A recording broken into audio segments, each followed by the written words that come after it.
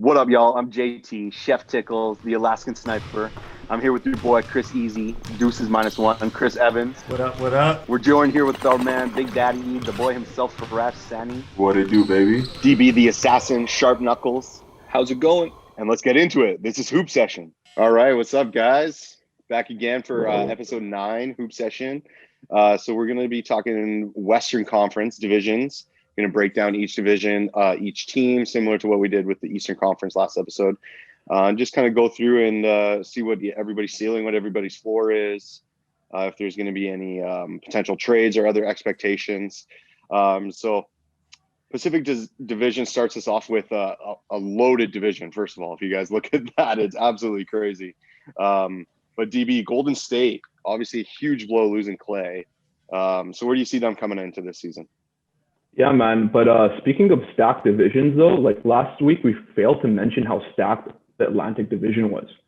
Like that's a bad division to be in, man. You've played each other 8 times, but we didn't really go over that. I feel like I gotta like redo my whole whole thing from last week, man, because like those guys all dropped down a couple points. Yeah, they might be like they might be in like the 3rd, 4th position now. But yeah, man, Golden State. Let's get into Golden State, man. What can we say about Golden State? Last year was obviously a write-off, right? That was basically, they put that to the side. Injuries.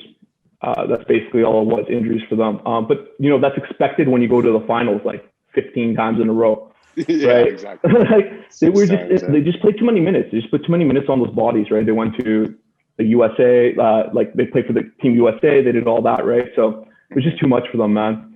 But Steph is going to be back, which is a huge, huge bonus. But Clay's going to be out, right? Clay has another injury. Achilles this time, right? His right Achilles? Is that what it is? I think it's left Achilles, or whatever opposite leg, right? Maybe it's opposite. Yeah, it's the opposite. Yeah, opposite leg, which is crazy. Which is crazy because it shows how much stress you're putting on it, right? Like, man, everyone's blowing out their Achilles. But I think honestly, they have a lot of upside. They just got They got the 2nd overall pick, right? They got James Wiseman, which has a lot of upside. I don't know how he's going to be in this kind of league because he's a little bit big, right? He's 7'1", 247, like 247 pounds. He's a big boy, right? But I think they have a lot of potential, like I said. This year, again, I don't think they're going to be like big-time contenders. Like they do have like Kelly Oubre, Kent Bazemore, all these guys that could play really well. Obviously, Wiggins as well. He actually played pretty well last year for them. So it's not bad, right? He's not bad. I think they have a good like team all around, and I think they could do really well. But I think their ceiling for this year is like the 4th in the West. I don't think they're going to do much better than that.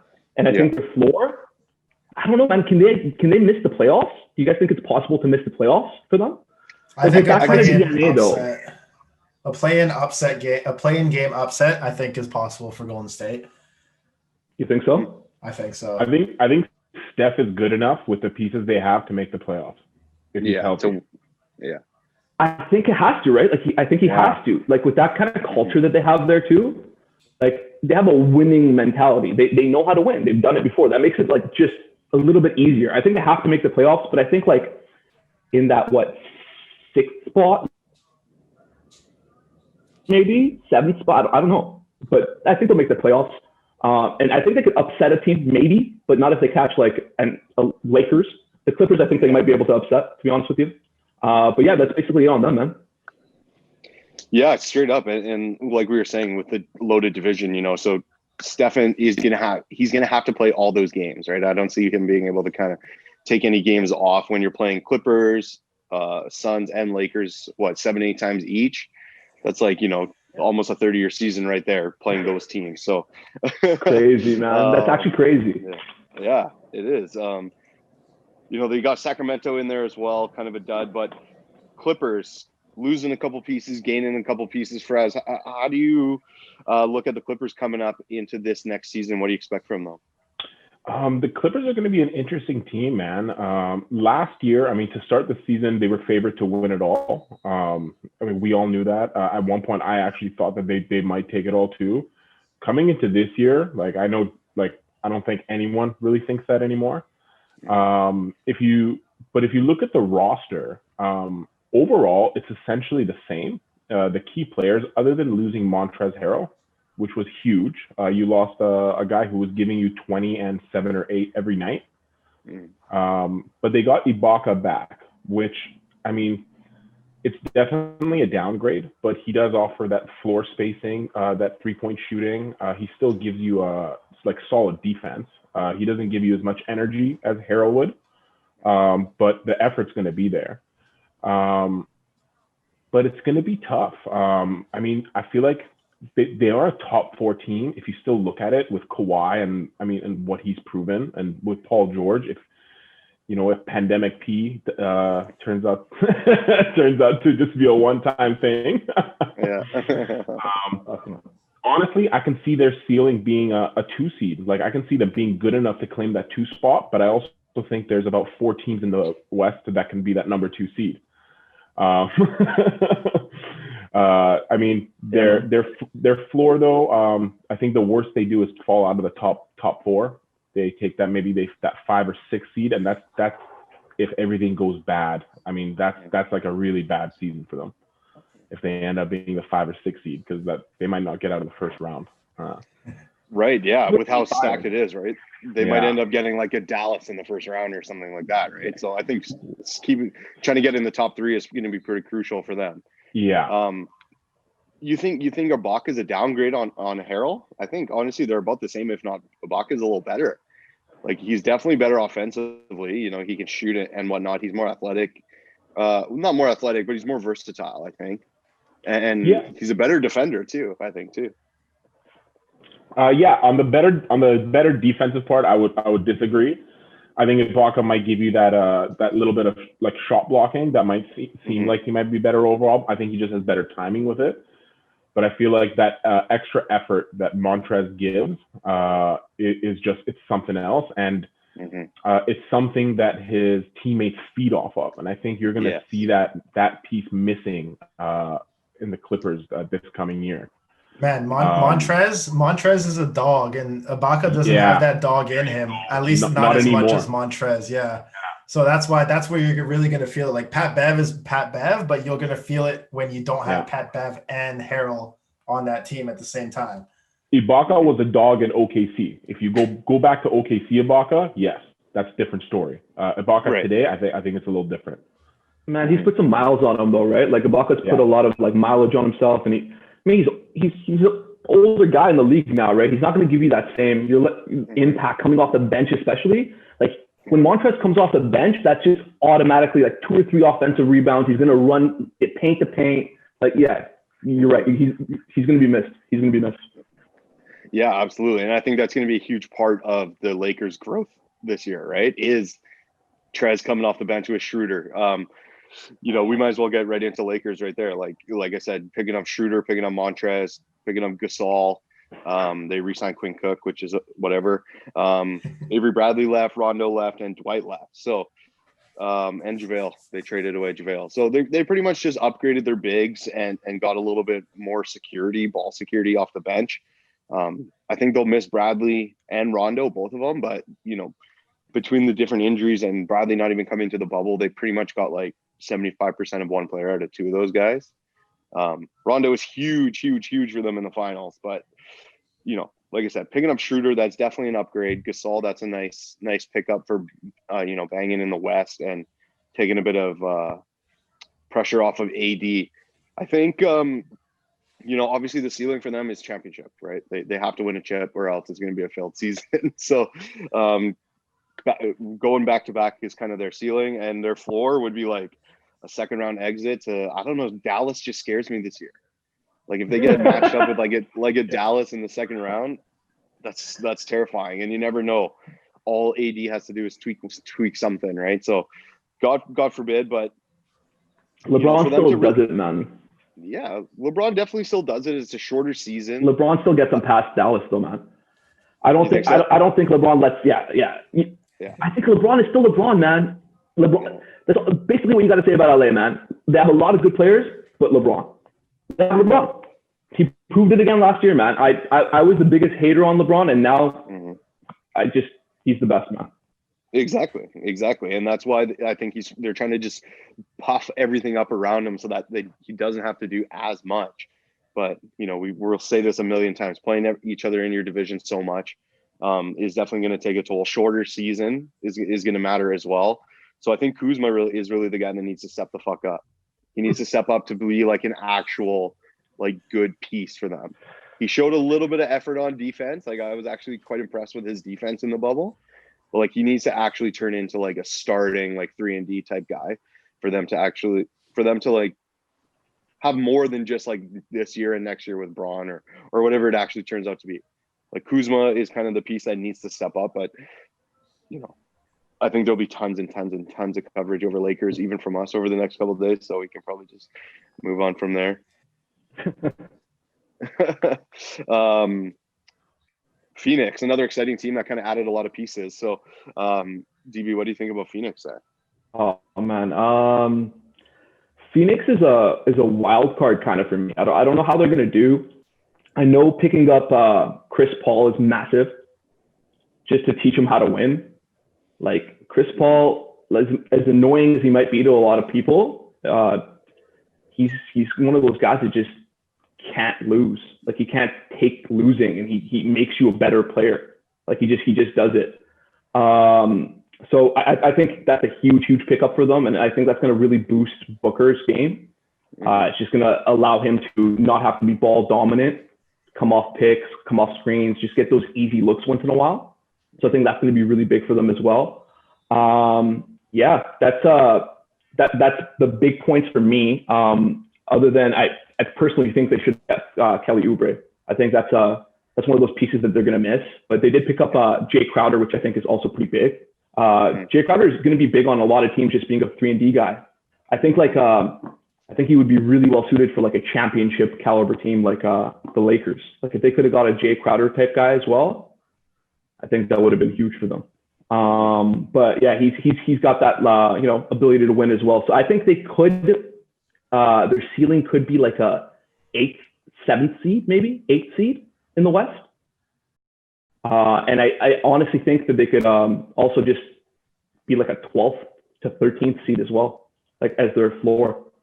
13th seed even. Like I don't know, like if Chris Paul has a little bit of an injury or something like that, they could easily be a 13th seed. So yeah, exactly, because CP and Booker is obviously their two-headed snake there, but after that it really falls off. Like Ayton is a nice piece. He's not really scoring for himself. They have Dario Saric still, nice piece, not really going to score for himself, really. Like he'll need some nice touches. Cam Johnson is, I think, projected to start over there, so he looks okay, but again, he's going to need some time to grow. So I don't know. I think they could do a little bit higher than maybe like the 8th seed. They might be able to sneak into like a 7, possibly, but again, super tough division.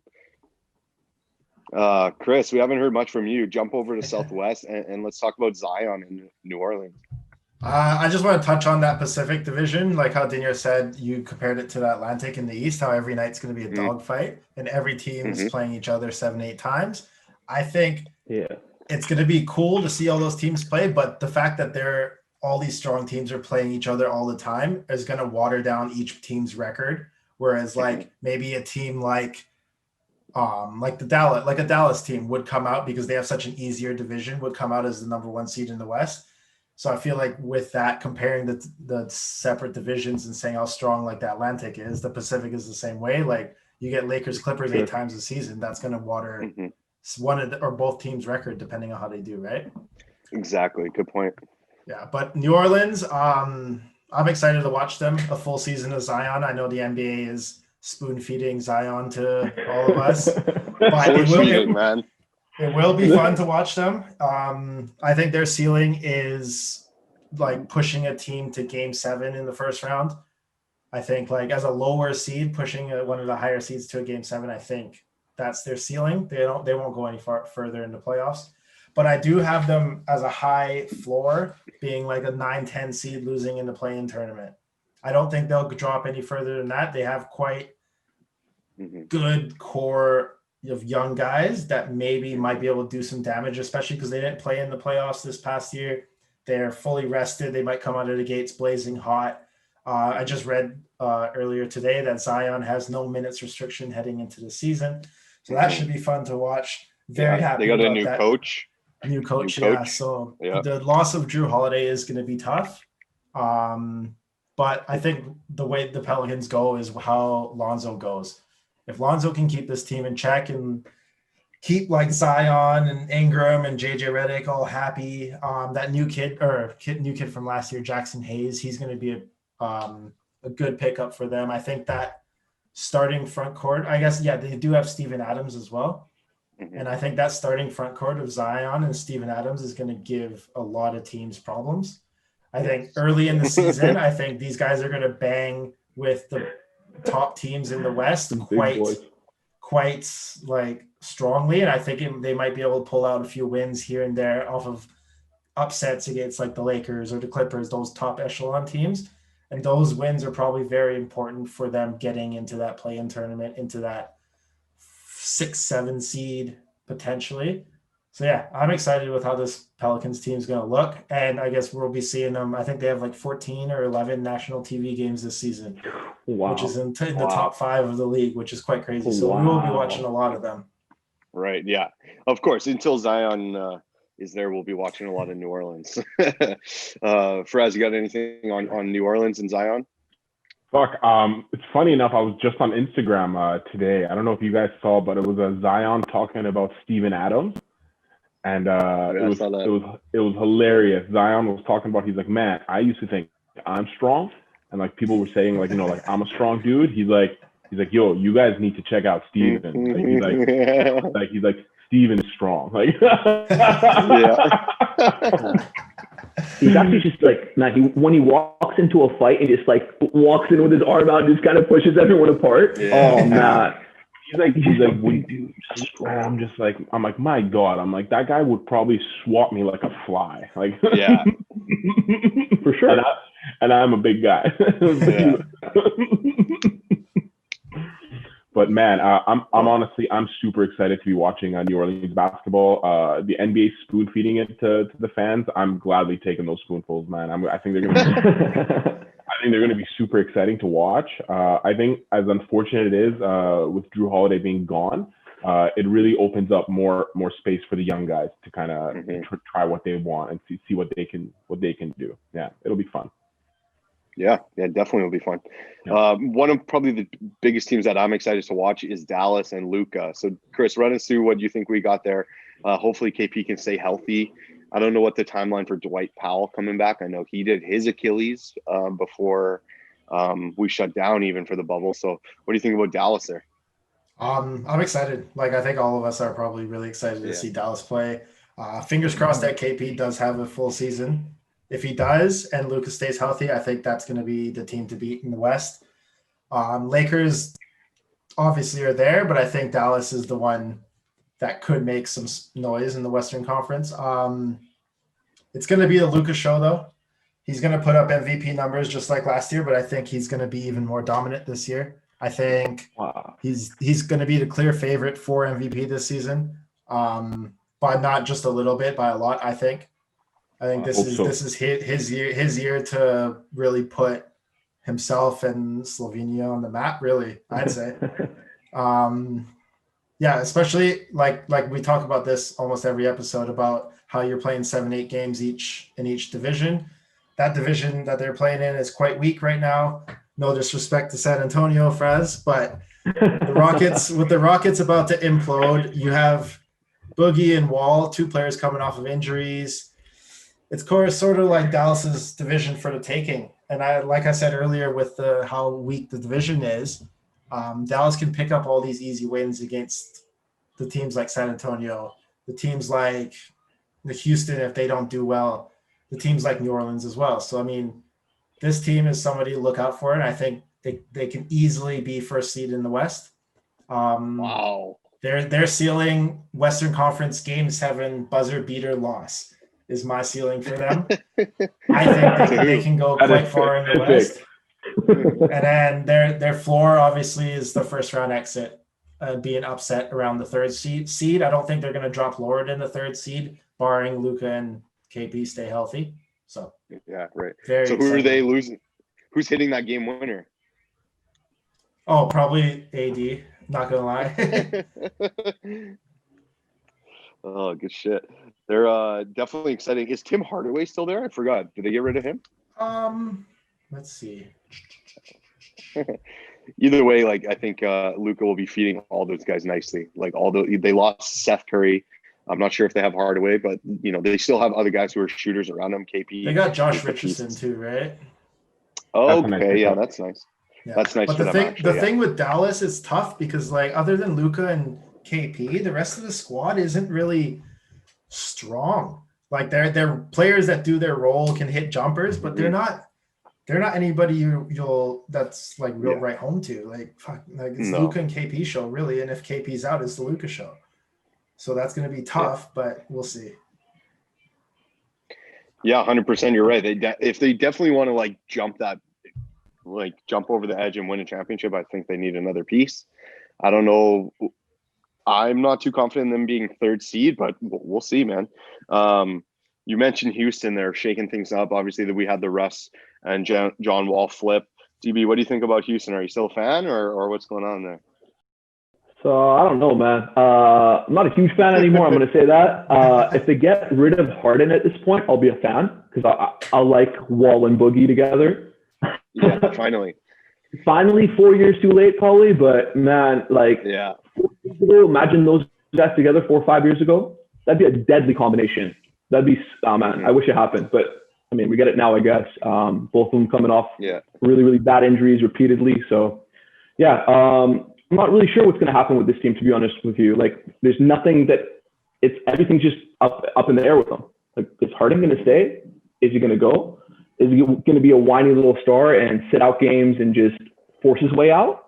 Or is he going to play a little bit and see what happened and they could actually deal him and get some pieces back? I really don't know what's going to happen with this team. So for that reason, honestly, I'm going to say that if they lose Harden, they're going to miss the playoffs. If they keep Harden, then they could be like a 4th, 5th seed still. I think they could still make that happen if they keep Harden all season long. But honestly, the way that team is built right now, I think either way, I think they're going to miss they're going to get eliminated maybe like game 7 of the first round if they get in. Game 6, game 7. If they get in. Yeah, they almost did this year against OKC, right? They almost did with Harden. They're and Westbrook, a huge wild card. And Westbrook, yeah, they're a huge wild card, right? They lost Daryl Morey as well. They have a brand new head coach, who I think they just promoted within. Somebody super young. Yeah, so that's right. Yeah, they're super big wild card, like you said. Maybe a top 4, something like that. Maybe they're in the play-in tournament and they're trying to tank it. Who the heck knows?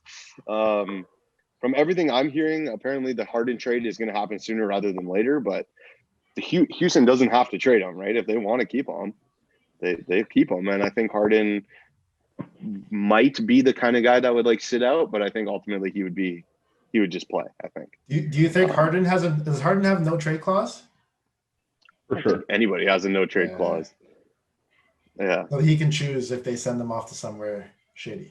I think so. I think he's good enough. No, he does not. No, they can send him anywhere they want. Oh man, I'd love Houston to send them somewhere, just like Minnesota or something. Just get out of here. Well, that actually is something I heard, a possible Harden trade to Sacramento, for Buddy Hield, Bagley, Barnes, and some money. They don't get a whole ton back, but it's just something I heard as a possibility. So you could possibly be seeing him down in Sacramento, just dying like many stars have. So. Moving on to Memphis, they're actually a team I really like, and a team that I could see myself watching a lot. Chris, how many national TV games do they have? I couldn't tell you. Probably one. Probably one. Well, they look pretty nice. Obviously, Ja is an animal. He's a freak of a player. I think it just got released a couple of days ago that Jaren Jackson Jr. is not going to start the season, so that's a huge loss for them to start off the season. So Big Valanciunas will be starting there. Also, Winslow is still going to be out, missing the start of the season. So those are two, obviously huge pieces from their team that are not starting the season. So expect a slow start from them, like you said, Chris. Dallas to probably eat up some nice wins over them.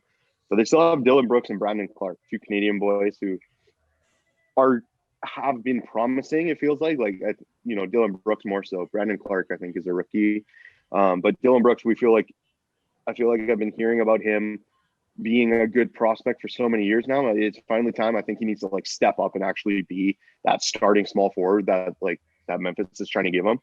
They don't really have a whole lot after that. You know, they have Grayson Allen and whoever. So, for them, ceiling, I think, is like a 7th seed, like straight up, they just make the playoffs. I think that would be huge for them. And the floor, I think, would be missing the play-in tournament entirely if these injuries kind of persist and something else kind of happens, somebody else goes down, and they don't get the majority of the season with most of those guys. I think they easily could miss the play-in tournament and just try to pad the draft for next year. So, anybody got anything on Memphis? I think it's going to be tough for teams like Memphis, especially with like nagging injuries, because you're cutting 10 games off the season, right? It's only a 72-game season. Mm-hmm. So it's now those 10 games you sort of can have like the Kawhis or LeBrons can get those 10 games to rest. But now if you take those 10 games away and now all games matter really for the most part, you're sort of like in a hoop if you get injured and you have to like recover guys. The guys are going to be recovering faster and thrown back into action faster. So it's going to be interesting, that's for sure. Well, I think the season ends at the same time, right? I think just a bit later, right?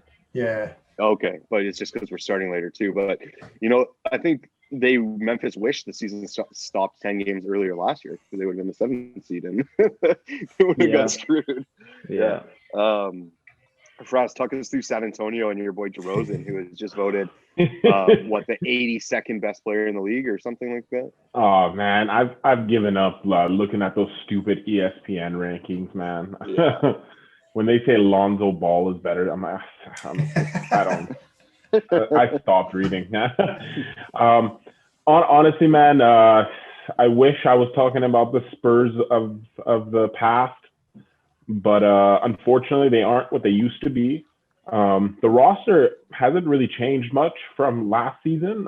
They lost Bryn Forbes, but he wasn't really a big part of the team. He's a good shooter, but that was really it.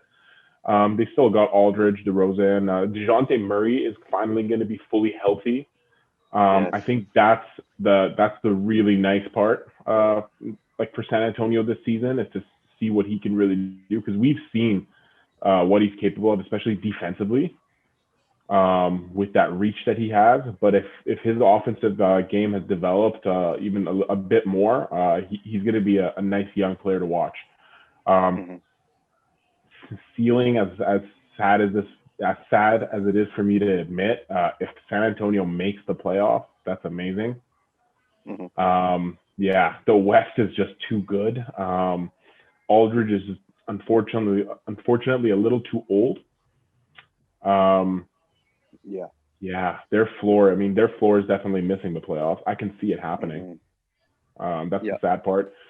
Greg Popovich, obviously unreal, but he can't just coach his team to be that much better. Do you think DeRozan plays the whole season there, or do you think he's gone at some point? I would hope they blow the team up and they trade Aldridge and him both at the deadline. Okay, that's nice. Where would you like to see them end up?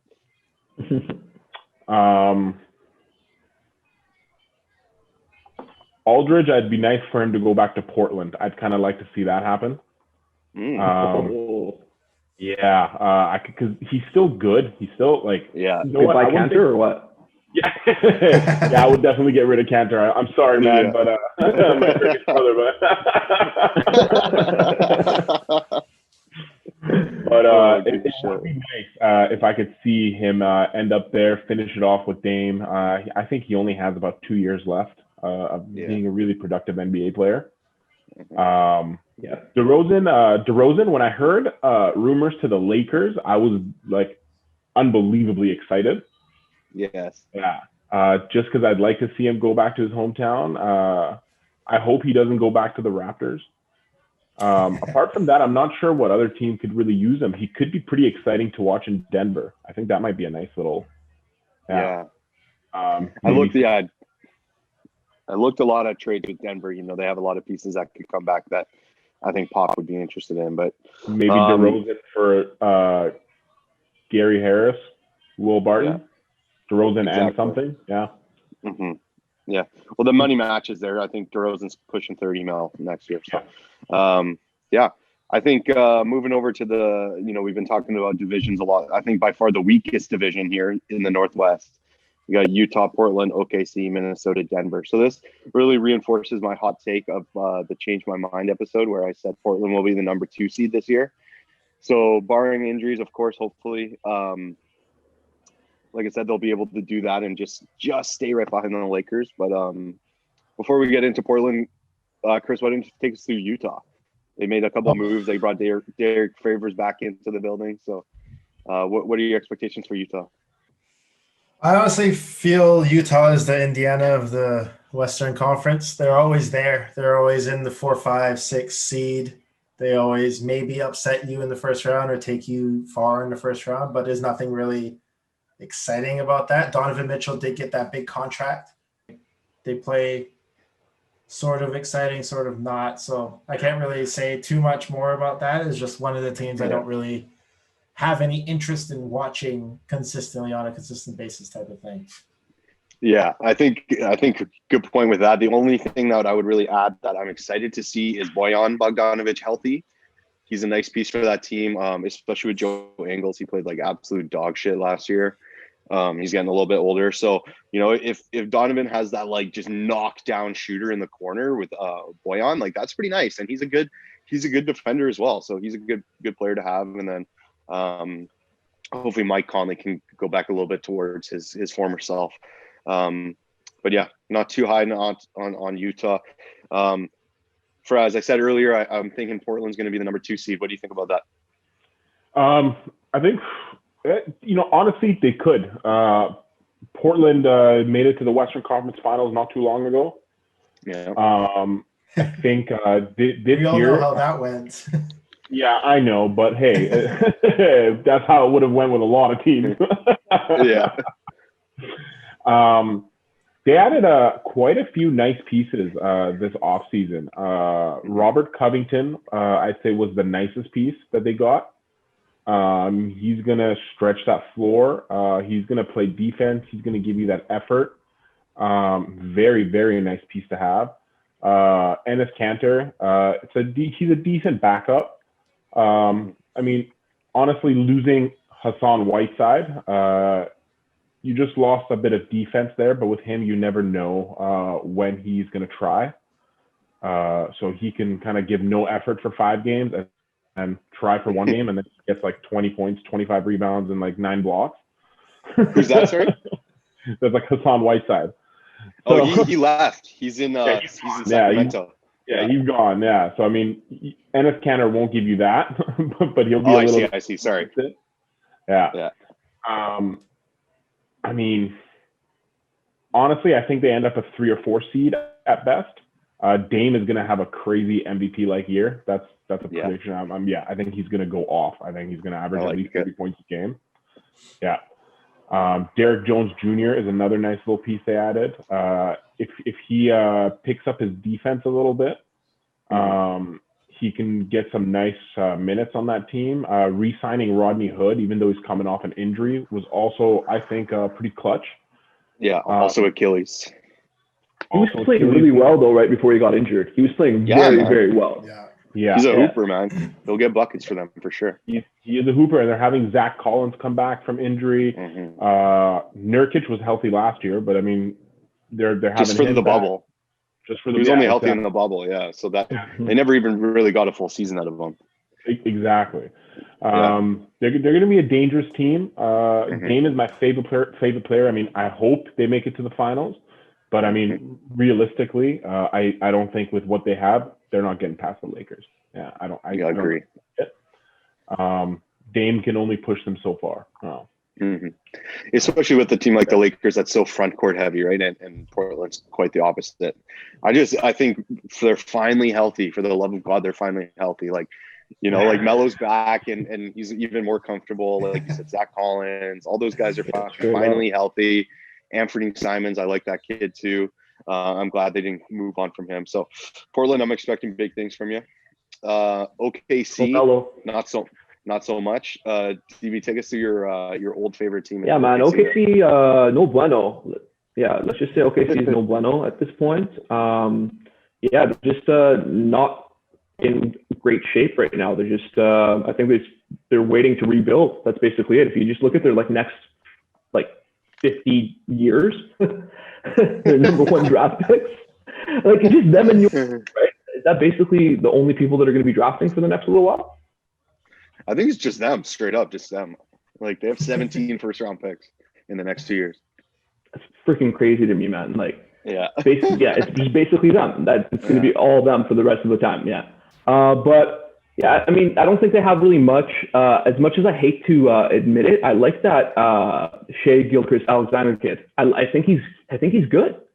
And I'm not a big usually I hate on Canadians for some reason. Although I'm from Canada, it makes no sense.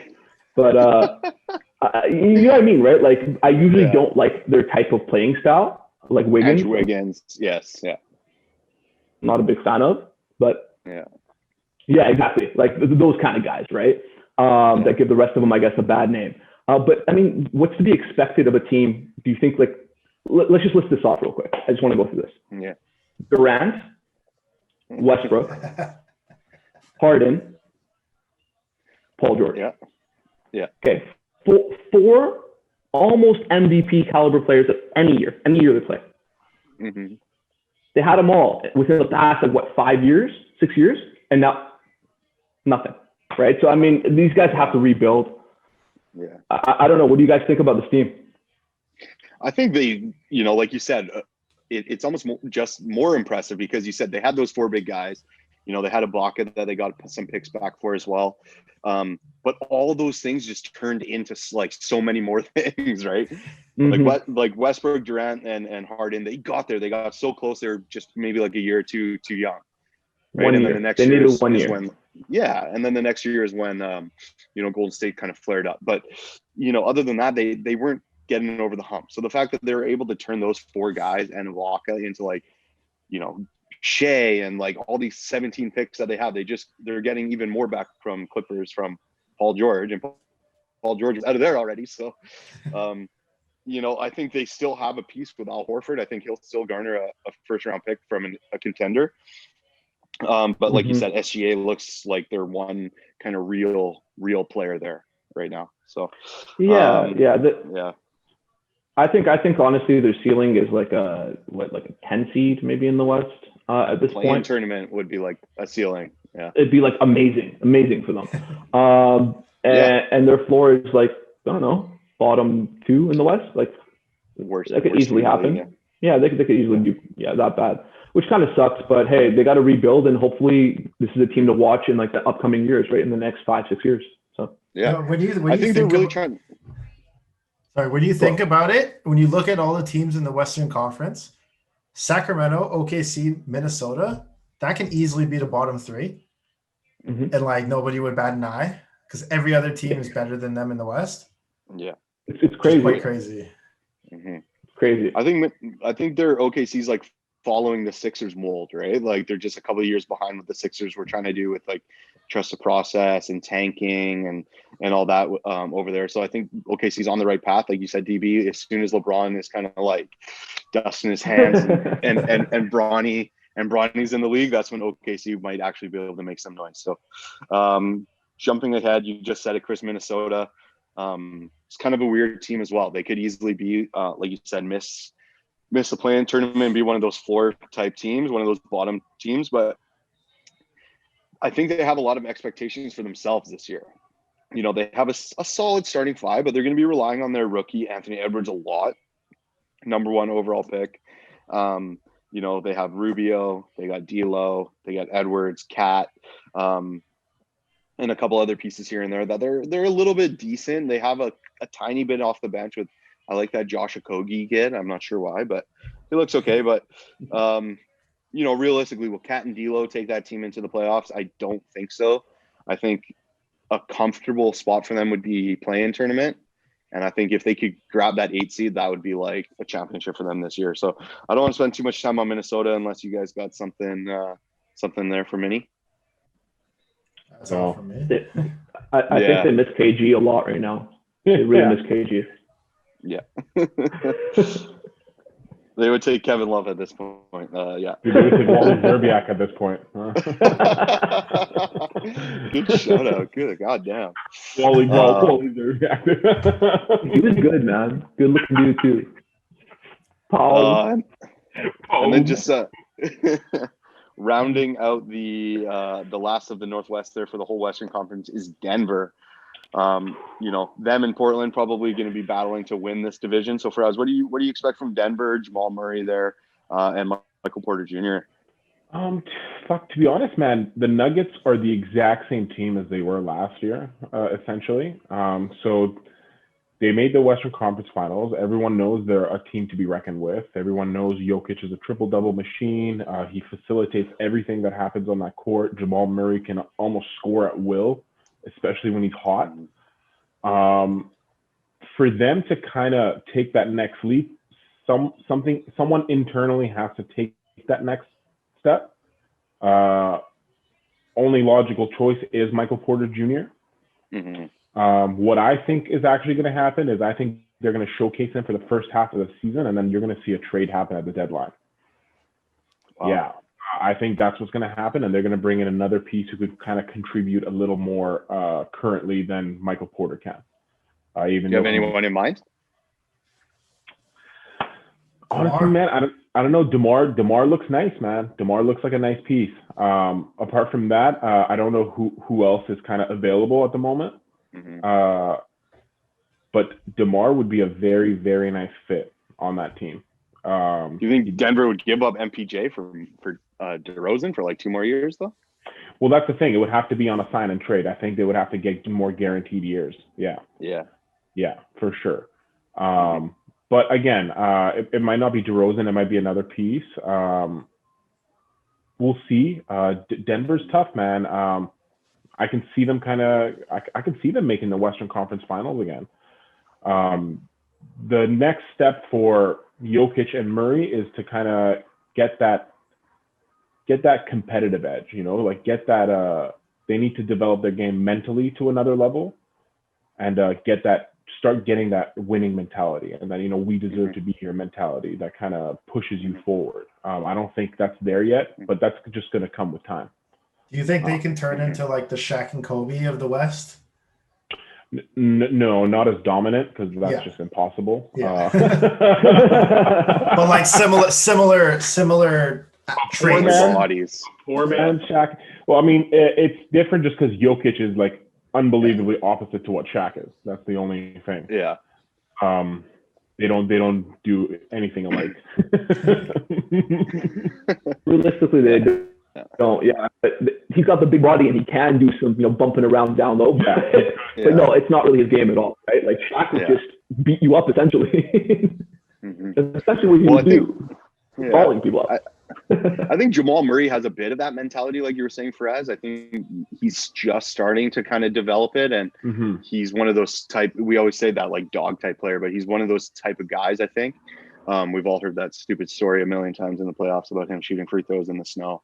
But I think something cool about Denver is, and I mentioned it before, was they only brought one person when they allowed the bubble to open up for family members, and everybody brought their family and kids and girlfriends and blah blah blah.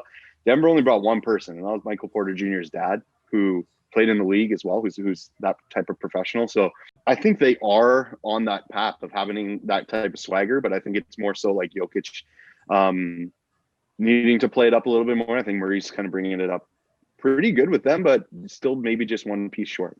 They lost Jeremy Grant, which was, I think, a pretty big loss that they'll miss quite a bit, but hopefully MPJ kind of steps into that role. So anybody else, kind of big things that they're looking for here out of the Western Conference? Yeah. Were you saying that MPJ's dad was the only one that was allowed into the bubble for them? Not that he was the only one allowed. That's the only person that they brought. Yeah, like the team decided, like, this is the only dude we're going to bring? Yeah. So all of them didn't have family there the whole time. Yeah, that's crazy. I didn't know about that. Yeah, cool, huh? Thanks for stopping by to Sesh'n with us. If you like what we're doing, like, share, subscribe, tell a friend, tell your neighbor, tell your dog. Peace!